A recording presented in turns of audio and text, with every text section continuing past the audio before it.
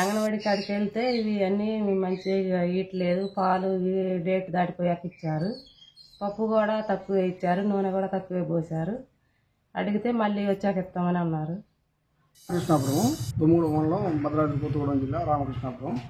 ఇక్కడ అంగన్వాడీ సెంటర్లో నాణ్యత లేని పాలు డేట్ అయిపోయి నెల 2 నెలల క్రితంలో డేట్ అయిపోయిన పాలు పిల్లలకి చిన్నపిల్లలకి ఇవ్వటం, అలాగనే గుడ్లు కానీ వాళ్ళకి పెట్టే పోషకాహారాల్లో కానీ ఈ ట్రైబల్ ఏరియాలో వాళ్ళు నానా ఇదిగా చేస్తున్నారు.